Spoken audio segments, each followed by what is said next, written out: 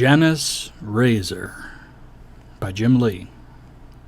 Part 2. The Invasion.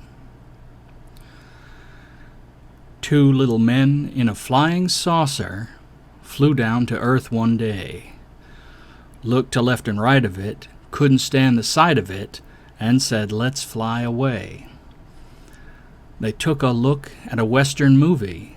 Somebody heard them say, "If a horse can be a star, think how dumb the people are. We'd better fly away." Ella Fitzgerald, Two Little Men in a Flying Saucer, 1951. Billions of souls held their breath, fists clenched, heads cocked, listening. All the world became, for a brief moment, a vast sea of RCA Victor dogs listening for their master's voice. For those who missed out entirely on the early portion of the 20th century, this was a product logo that featured a pup gazing into the horn of a Victrola with its head tilted to one side in a somewhat perplexed expression. I'll find an image to enclose with this missive. There was a palpable event experienced by everyone at the time of the Razor's fall. In the discussions which arose as the people hesitantly opened their eyes and crawled out of the holes they had expected to die in, the single most commonly used word was probably vertigo. The sensations people described told of some invisible force seizing people and turning them upside down and inside out. Some told of subtler perceptions, of a sense like déjà vu, but unlike anything they had experienced before, not so much that they had been here before, but that they had arrived at some ominous turning point, that something deep inside had been quietly anticipating all their lives, but without any understanding of what that might portend. And a great many told of a kind of wave that they had felt sweep over them, some reporting a queer tingling sensation in their teeth. Some reported that sensation to have been acutely painful and accompanied with what was initially dismissed as dysgeusia. But the reason for this wasn't discovered until later. This first reaction, this stunned silence, was the truest, the most instinctive, the most human. As soon as that passed, however, the learned behavior attempted to manifest, and the children of Earth sought their digital thumbs to stick in their figurative mouths. They grabbed their ubiquitous common companion. All over the first world, and the second, and even in parts of the third, people grabbed for their electronic devices. They had been born individuals, but had been trained to become part of a new paradigm, the human hive mind. In the aftermath of this colossal event, they sought information, or solace, or reassurance, or instruction. They reached out to the hive to help them process these utterly alien emotions, only to discover the hive was gone. All across the globe, hands reached out with that inchoate sense of need to smartphones, laptops, computers, and television remotes, only to find them all lifeless, dead, unresponsive. In some parts of the world, the electric power which drove the world of man forward continued to flow from the wall outlets where people had assumed it would come forever, barring temporary inconvenience. But elsewhere, civilization was plunged into a gross darkness unlike any seen before by all but the oldest souls. Battery-powered devices still had energy in them, but anything more complicated than a walkie-talkie had been rendered into useless junk paperweights. Occasionally, paperweights whose tiny LEDs still glowed. The warm breast from which humanity had been trained to suck had dried up at last. Of course, humanity had not gotten to this point without the occasional blip, the minor nuisance of misbehaving electronic equipment, the periodic glitch. So, all over the world, humans frantically pulled the batteries out of things, shook them, held power buttons down, switched things off and on, jiggled cables, reset circuit breakers, blew on electrical connectors, and any other voodoo that they had ever heard in their lives that popped into their heads. Nothing. Curiously, history shows us that although there were some people during the hours leading up to Razor Fall, as it would later be commemorated, who opted to follow Janus' example and end their own lives, there were a far larger number who took that course in the first hour after Razor Fall. Apparently, the very idea of living a life without their gadgets was too daunting an image to endure for some folk. Having reached the end of their own capabilities, many people were driven out into the streets to consult their neighbors, only to discover that as their insular lifestyles had driven them indoors, most had become estranged from their communities and neighbors. Numerous frightened individuals were obliged for the first time to acknowledge that they did not know the names of any of the people who lived nearby. They had simply assumed that the far-ranging communications capabilities they had come to accept as natural, and not the truly miraculous wonders they actually were, would always be there. People knocked on doors, only to find themselves staring into the face of some other panic-stricken person, some clutching weapons with an iron death grip. There were more than a few statistics born of those encounters as well, which added to the mounting toll. It was during this chaotic first day, as some of the bolder people began to assess their options and how they might survive in the face of such a calamity, that a possible explanation, if not a solution, presented itself. There was a small contingent, at least in the United States, mostly among those who had previously enjoyed a modicum of disposable income, who had taken to preparing themselves for what they had thought was any contingency. They had built bunkers to withstand radiation. They had built solar power supply systems and independent filtering water supplies and ventilation systems. They had amassed large stores of dried food. And, of course, to secure their future position and ability to barter in whatever personal apocalypse they had envisioned, they had hoarded precious metals. Silver and gold were the most common, although there were some extravagant preppers, for so they were called, who secured quantities of platinum, iridium, and even more rare elements. Of all these, though, gold was the most commonly hoarded metal. It would never corrupt, and its value-to-weight ratio had made it seem an ideal choice. For many years, long before the Razor, various companies had actively engaged the paranoia of the prepper population, hawking gold coins and bullion, sometimes on outrageous margins of profit. And so, it is not at all surprising that when these wary basement and bunker dwellers finally settled down enough to take stock of the situation, so to speak, they were the ones who first discovered the first global casualty of Razor Fall. I imagine one such prepper down in his vault. He is a he in my mind's eye, of course, for all of the people I've ever known of that stripe were either former military men or else people who fancied themselves military men, yet unwilling to subject themselves to the rigors of basic training. I see him stride purposefully down a narrow corridor, past the rows of batteries that store sunlight for later use, past endless tins of baked beans and beef stew, past canisters of dried goods. I see him reach a heavily reinforced steel door at the end of this corridor, with a large combination wheel set into the face of it. I watch him first look down at the splashing sound his boots have made in the pool of liquid shimmering dully in the gloom at his feet.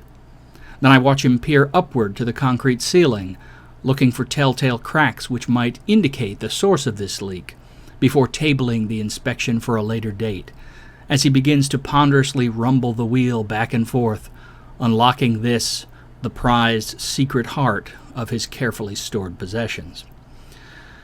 I watch the expression on his face, a blank stare of dawning horror, which seems to slowly fill his features, even as the silvery liquid pours heavily out of the safe as he opens the door, joining the rest of the liquid already on the floor.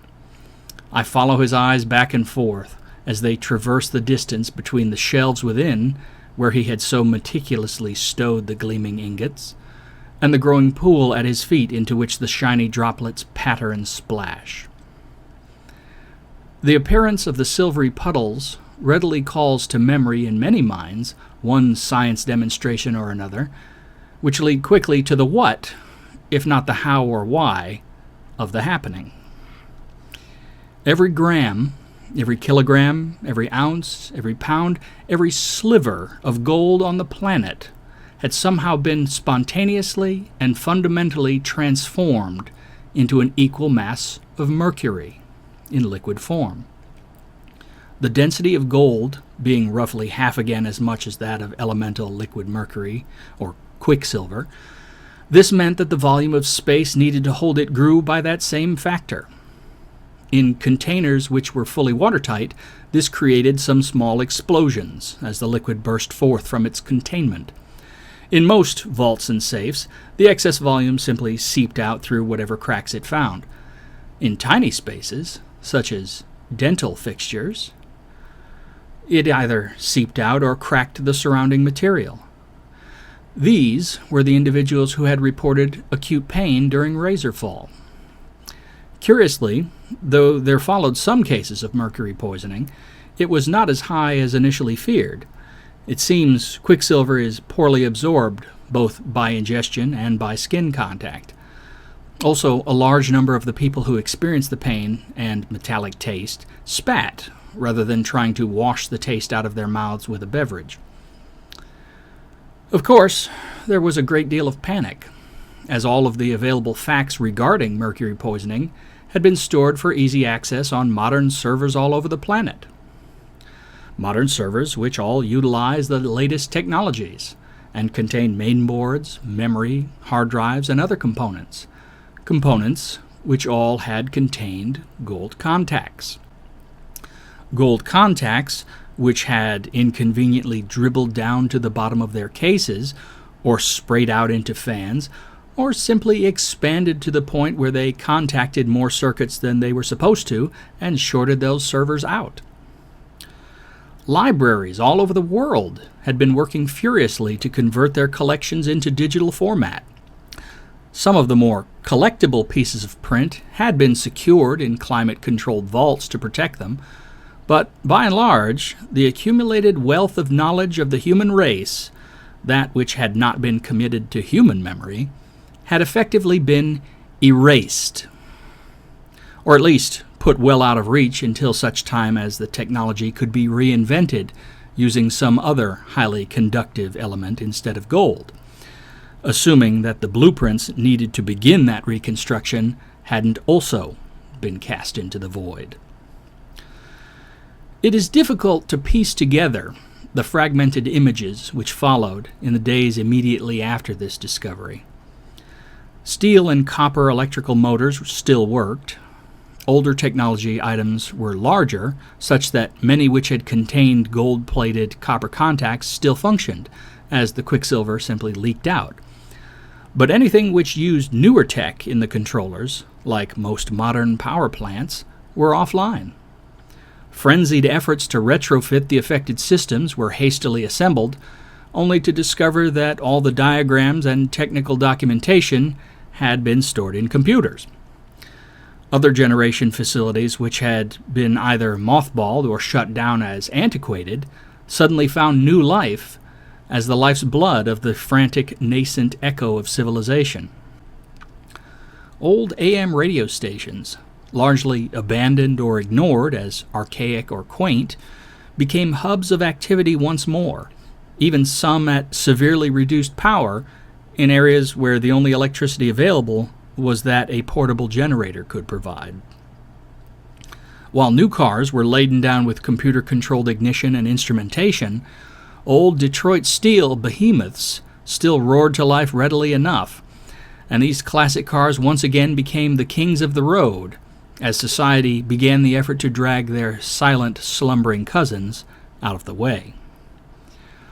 It was at this point, As the country began to try and piece together a crude approximation of its former self, that reports began to spread about the conditions around Ground Zero.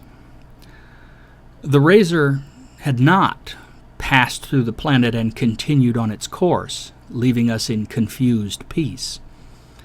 It was still here. Reports found their way to the new grapevine from the people who lived in the areas that had been evacuated along the predicted path of destruction. The people reported that, along the line which bisected the country, a mirror now stuck out of the ground. It extended in both directions, as far as the eye could see, and, by all accounts, extended into the sky many miles, as celestial objects could be observed in its reflection for a great enough distance for atmospheric interference to be a factor.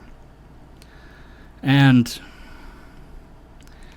as the information began to coalesce, it became clear that no one had heard any sound or signal from the other side. This enormous revelation terrified the already frazzled people. One of the more powerful old AM stations, 850 KOA out of Denver, Colorado, began broadcasting that they had converted a nearby facility to broadcast television using the old analog format. Apparently, they had a team of old broadcast engineers who were all on the verge of retirement and still remembered how things actually worked. They sent a team to the barrier to try to learn what they could about it and promised to broadcast the footage when they got back. Live video relay was not currently possible, they said, due to power limitations and other factors. However, we hope at least to provide audio relay. We really don't know what we're going to find there. With no word from any FCC, KOA had increased their transmission power to the maximum safe level that wouldn't destroy their equipment, and so they were reaching far beyond Colorado. And the number of stations still in operation was greatly reduced, so there was little interference. All around Denver and beyond, people dug through basements and attics, rescuing old analog TV sets from the cobwebs and junk heaps. On the 17th day since Razorfall, there was a terse announcement that the team had returned with startling footage from the place where the barrier crossed Interstate 70 and would attempt to broadcast the video that night at 7 p.m. The reporter, who sounded both weary and frightened, would say no more. That evening, the largest television audience that had been gathered since the fall of the old world nervously watched a test pattern, waiting for news. There may have been 10,000 television sets tuned into that broadcast, but each one that was working was in a room crowded to capacity with people, with more listening outside. Everyone wanted to know what had been found. At 7:01 p.m., Mountain Standard Time, the test pattern fades to black, and the playback of recorded footage begins. The camera is looking directly down the interstate, toward a vast mirror which fills the screen. In the middle, 2 old Cadillacs are parked on the westbound side of the highway, with 5 people huddled on the other side of them, 1 convertible, 1 hardtop. Their reflections look back at them from the mirror, plus the cameraman's reflection. The view moves in somewhat, and a conversation can be heard. A man wearing a baseball cap with gold-stitched laurel branches on it is speaking. He carries himself with the air of a man in charge. Something small to start with. That beer bottle, for example. We don't know if it can shatter or what, so take it easy. A flannel-garbed fellow with curly brown hair empties the contents of the bottle he is holding in a single long guzzle. Okay, Chuck. Mark, you want to get in closer so we can see it when it hits? The view approaches the mirror. The cameraman looms large, and then disappears from view as the angle rotates, and now only the crew's reflections can be seen. The lens is only a couple feet from the surface of the mirror. A deep voice, louder than the others, speaks up. How's that? It is definitely that of the cameraman, and the camera is using an integrated microphone, giving him top billing in the recorded sound. "That's good," the flannel man answers. He approaches the mirror and begins to swing the bottle in a slow arc. "Ready?" "Go for it," Chuck says. Flannel man lobs the green glass bottle, it is a Rolling Rock beer bottle, in a low, slow pitch toward the surface. The bottle and its reflection approach each other, and then, with a flash of silver, both are gone. "Jesus!" a female voice cries off camera. "Mark!" Chuck barks. "Can you go back and pass that to the main deck again, but on slow-mo this time?" "Sure," says the cameraman, "but I'll have to stop live record." "Do it," Chuck tells him. The audience is treated to a replay of the bottle's flight through the air. As it approaches the surface of the Razor, the speed slows down considerably. The bottle ticks slowly forward, frame by frame, until it appears to make contact. As the crowds around the televisions watch, a silver coating, not unlike the quicksilver they have all had much on their minds in the last couple of weeks, stretches out from the Razor and begins to envelop both the bottle and its reflection. They watched as the shimmering form enclosed the bottle entirely, along with its doppelganger, before the silvery distortion simply flattened back into the mirror, out of existence. The whole process took only 5 frames. The gathered, unbelieving eyes watch as the process occurs in reverse and shifts forward again. There is a crackle of static as the live recording comes back. A blonde woman with long, straight hair is tying a length of twine around the neck of a second bottle of the same type. "Doesn't tell us anything unless things can go both ways," she's saying. "I'm not sure that's such a good idea," Chuck begins. "None of this is good," the woman interrupts him. "A giant mirror that eats things seems to have cut our planet in half, and in one fell swoop has kicked us back to the Stone Age. People are dying from swallowing their own teeth," she goes on. "I'm just saying that we need to be cautious. We don't know what will happen," Chuck tries to interject as he walks toward the woman. "One way to find out," she says.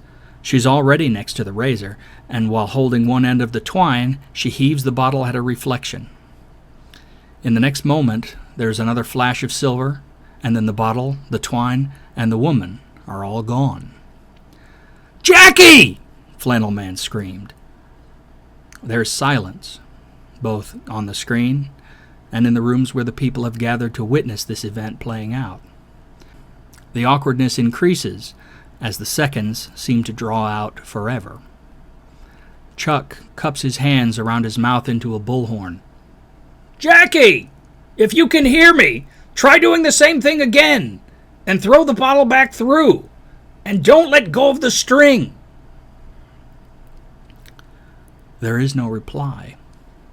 The audience and what remains of the crew are united in the uncomfortable silence for a full minute before Chuck speaks again. "Mark, go ahead and play," he begins. "I don't want to see that! We've got to go after her!" Flannel Man is screaming. "Look, Kurt, we have no idea what we're dealing with here. We have to give her a chance to," Chuck begins as he turns to look at Flannel Man. Then the live image is replaced with that of the woman, frozen in mid-hurl.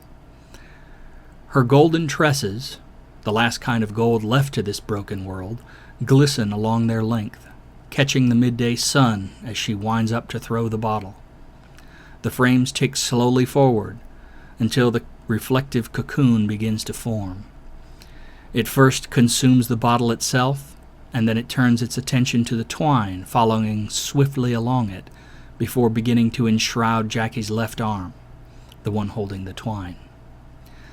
It is only a handful of frames before her face is engulfed, but they are enough to see the change in Jackie's expression from one of defiant eagerness to that of horrified understanding before her face is hidden from view.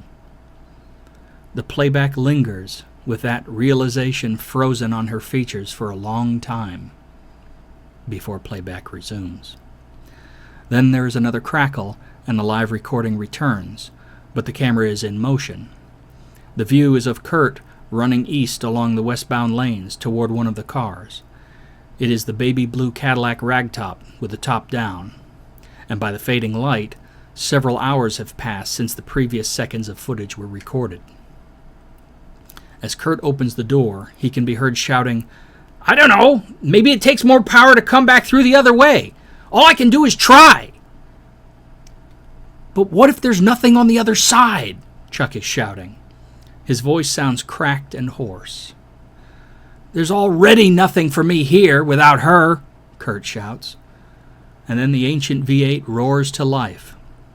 Kurt throws the vehicle into reverse, and tiny plumes of blue smoke issue forth from the front of the rear wheels as he peels backward down the highway until the car is a tiny miniature, almost a model. The headlights spring to life, and even in the distance, the motor can be heard howling as the old caddy's tires shriek. The cameraman backs up, turning to ensure he doesn't get too close to the Razor, and steps off the left shoulder of the road into the median. As the chariot thunders by, the driver is giving the cameraman a thumbs-up sign. A wide, almost insane grin is plastered across his face. When the footage is later played back and frozen, it will be this image that is reproduced and made into a symbol of reckless bravery. There are few frames to choose from after this, as the car is consumed in only 2 frames by the Razor's liquid sheen. The camera lingers for a moment and then pans back over to Chuck. His head is slumped forward, supported by one hand beneath the brim of the baseball cap. "Well, shit," he sighs dejectedly before looking up at the camera. "Shut it down," he husks. The footage stops abruptly with another crackle, and we are looking at what appears to be a hastily assembled studio set. The cameraman is seated across from an elderly gent in a suit. "We waited for 4 hours, but never heard a sound from the other side. Tuned all up and down the dial, too. Never a peep out of anyone we'd expect to be transmitting on the other side. Finally, we set up the audio relay, and then me and Tony headed back. Vince stayed with Chuck in case anyone made it back. We should be able to hear them now," Mark tells the old guy. It seems the latter is the de facto host of the show. Old habits die hard. "Okay, let's test it then. Chuck, this is Ken back at KOA. Can you hear me?" Ken intones in what was once no doubt a practiced anchorman voice. "Shh!" whispers a voice. "Thank God. I thought no one would turn the thing on in time." There's a long pause. Ken sits frozen, a look of abject terror on his face. "This is Vince. Chuck is dead," the hissing voice continues. Ken and Mark both look now like hunted foxes, ready to break away and flee the approaching hounds. "It happened about an hour or so ago. I was taking a leak in the gully by the side of the road, or they'd have killed me too." There is another long pause. Listening, one gets a sense of Vince looking nervously out from some hiding place. When he continues, his whisper has dropped even lower. "At first, it was just one that came through. That was bad enough. That one killed Chuck and then started stomping around. It went east until it was out of sight, and that's when I thought to grab the wireless gear. I got it just in time because that's when the first one came back," Vince gasped. Ken adopted the same hushed tones. "The first what, Vince?" "I don't even know how to describe it in a way that doesn't sound crazy. It just stepped through the Razor, at least 15 feet tall.